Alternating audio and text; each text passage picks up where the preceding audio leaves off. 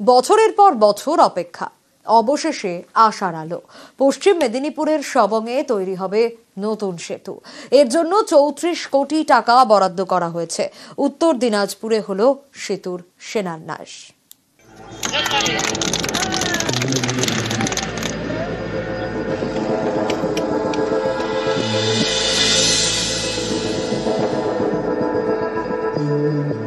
বছরের পর বছর সেতুর অপেক্ষা।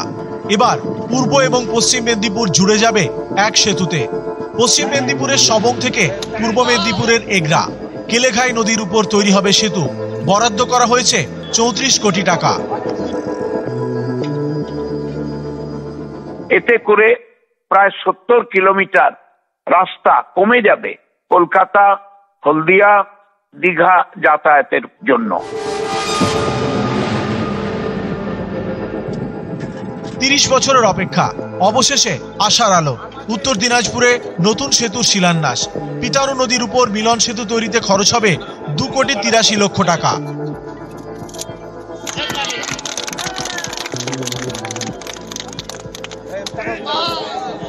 ৩০ বছর থেকে এটা অপেক্ষা ছিলাম যে ব্রিজটা কবে হবে, যে আমাদের সহযোগিতা হবে, এখানে একটু আরাম হবে।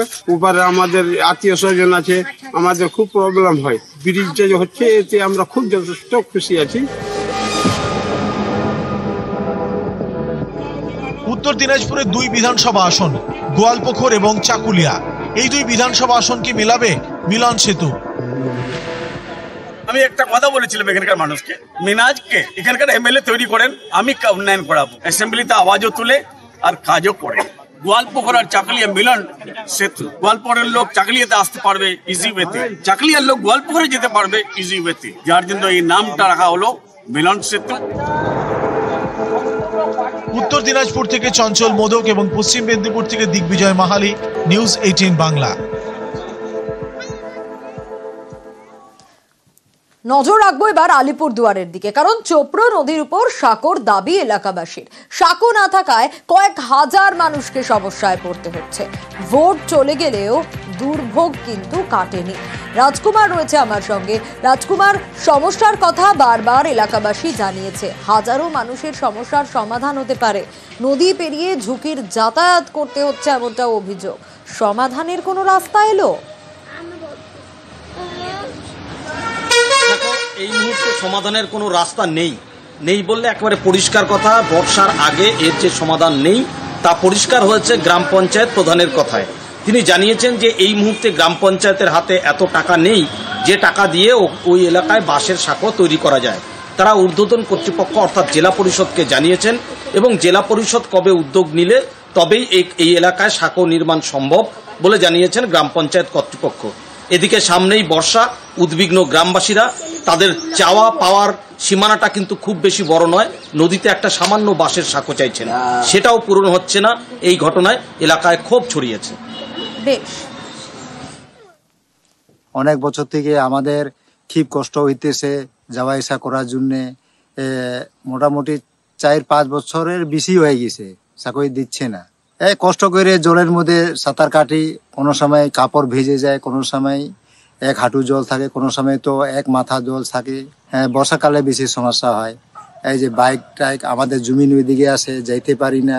আমরা চাচ্ছি কি এখানে ব্রিজটা হয়ে গেলে ভালো হইতো, আমাদের আলিপুরও যাওয়া, আয়ুষ হসপিটাল আছে সামনে, যাওয়া আসা করার জন্য সুবিধা হইতো। এটা তো আমরা জেলা পরিষদকে জানাইছি, তার মধ্যে উপর মহলেই এই ব্রিজটা করতে পারবে। এটা অনেক বড় ফান্ডের ব্যাপার থাকে, আর সেটা তো গ্রাম পঞ্চায়েত দ্বারা সম্ভব না। এটা আমরা চেষ্টা করছি যাতে উপর মহল থেকে, এটা আমরা আগামী দিন দাবি করছি সেটা যাতে পূরণ হয়। নকশালবাড়ির ছবি দেখাবো। পাইপ ফেটে বিপত্তি, 1 মাস ধরে জল সমস্যা। আর জল সমস্যা মানে সেটা বড় সমস্যা। নকশালবাড়িতে জল সমস্যায় 50টা পরিবার প্রায়। রাস্তার কাজের সময় এই বিপদ ঘটে। দেখুন সেই ছবি। 1 মাস ধরে জল সমস্যায় জেরবার সেখানকার মানুষজন। জল না পাওয়ায় ভোগান্তি, বারবার জানিয়েও কাজ হয়নি বলে অভিযোগ। বিশ্বজিৎ রয়েছে আমার সঙ্গে। বিশ্বজিৎ, বারবার জানানোর পরেও কেন সুরাহা পাওয়া গেল না? কবে সমস্যার সমাধান হবে? প্রশাসন কি বলছে? দেখো একেবারেই মানুষজন কিন্তু প্রায় এই পানীয় জলের সমস্যায় ভুগছে। জল নেই এমন নয়, জল রয়েছে কিন্তু সেই জল নষ্ট হচ্ছে। এই পানীয় জল নষ্ট হওয়াতে কিন্তু 50টি পরিবার জলকষ্টে ভুগছে, আর তারা জনস্বাস্থ্য কারিগরি দপ্তরকেও জানিয়ে কিন্তু কোনো লাভ পায়নি। শেষমেশ কিন্তু যখন আমরা প্রধানের সঙ্গে কথা বলি, প্রধান বলছেন পুরো বিষয়টি তার কাছে কোনোভাবে কেউ জানায়নি, তবে তিনি কাজ দেখতে, রাস্তার কাজ দেখতে গিয়ে ঘটনাস্থলে যান এবং তারপরেই কিন্তু গোটা বিষয়টি তার নজরে আসে এবং ইতিমধ্যে যে জনস্বাস্থ্য কারিগরি দপ্তর তাদেরকে জানানো হয়েছে এবং তাদের একটি টিম তারা কিন্তু ঘটনাস্থলে এসেছে। দ্রুত এই পাইপ মেরামত হবে এবং মানুষজন কিন্তু জল পাবে। তবে প্রশ্ন উঠছে একটাই, যে 1 মাস ধরে এই যে জল পড়ে যাচ্ছে তাতে কেউ কেন নজর দিল না, সে বিষয়ে কিন্তু অবশ্যই প্রশ্ন উঠছে। তবে প্রধানের আশ্বাসে কিছুটা হলেও কিন্তু জল সমস্যার দ্রুত সমাধান হবে বলে জানা গিয়েছে।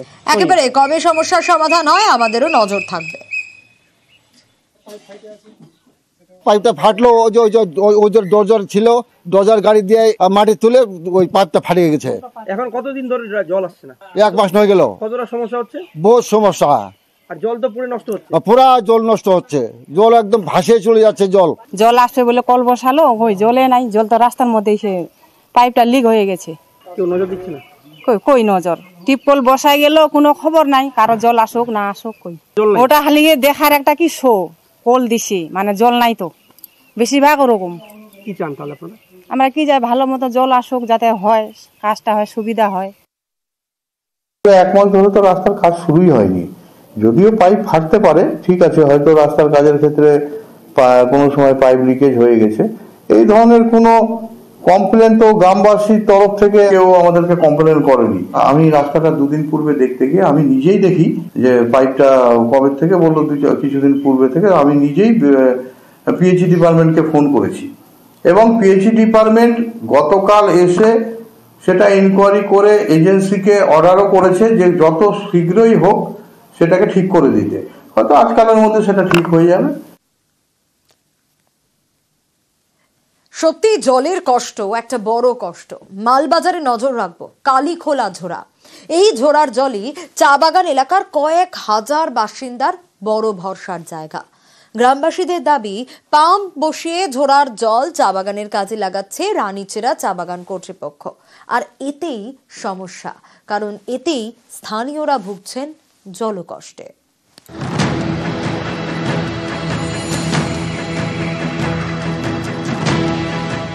ঝোড়ার জলে পাম্প, ঝোড়ার জল চলে যাচ্ছে চা বাগানে।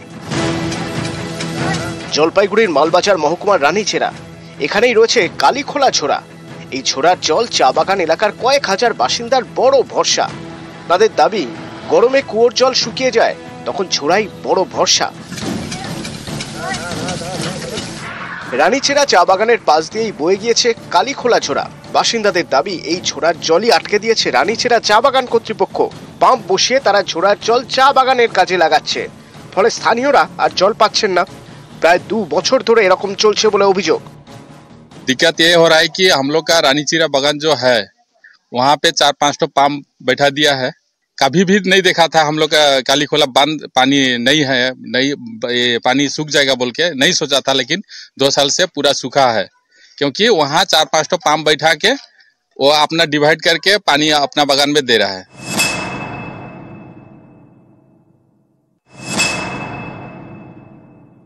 हमारा सीपेज जो निकल रहा है उसको रोक के और वही पानी हम लोग बैक अपना जमीन में डाल दे रहा है। ये मेरा ही फील्ड से जो पानी निकला हुआ है, हम लोग कोई नदी बांधा नहीं है, और ऐसा करने के लिए गवर्नमेंट ऑफ इंडिया ही और गवर्नमेंट ऑफ वेस्ट बेंगल इसको अलाउ करता है। আমাদের কাছেও এসছে, আমরা শুনেছি ঝোড়ার জল বা বাড়িতে যেগুলো স্রোতের জল সেগুলোকে কখনোই এভাবে আটকাতে পারে না।